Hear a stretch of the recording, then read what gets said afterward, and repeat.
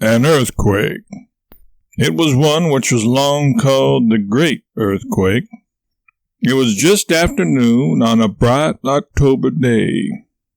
I was coming down 3rd Street. The only objects in motion anywhere in sight in that thickly built and populous quarter were a man in a buggy behind me and a streetcar wending slowly up the cross street.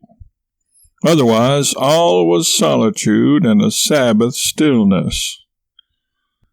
As I turned the corner around a frame house, there was a great rattle and jar, and it occurred to me that here was an item, no doubt, of fight in that house.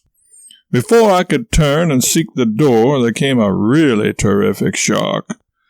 The ground seemed to roll under me in waves, interrupted by a violent joggling up and down, and there was a heavy grinding noise as of brick houses rubbing together. I knew what it was now, and from mere repertorial instinct, nothing else, took out my watch and noted the time of day. At that moment a third and still severer shock came, and as I reeled about on the pavement trying to keep my footing, I saw a sight.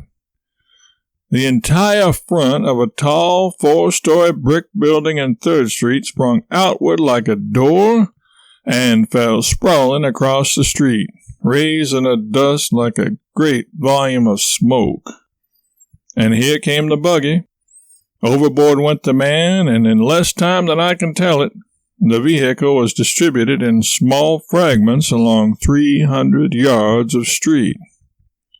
Every door of every house, as far as the eye could reach, was depositing a stream of human beings onto the street.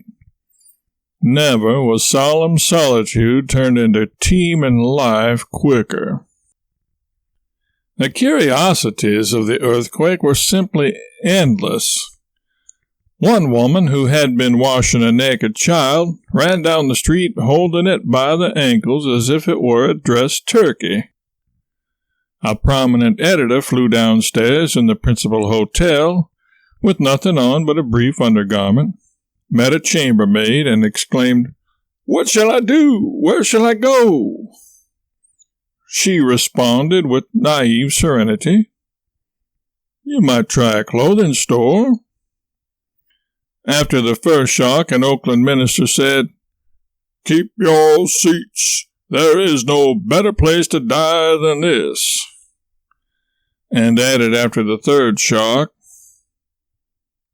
"But outside is good enough," and skipped out at the back door. Skipping makes me think about the time I had to skip town. Here's what happened.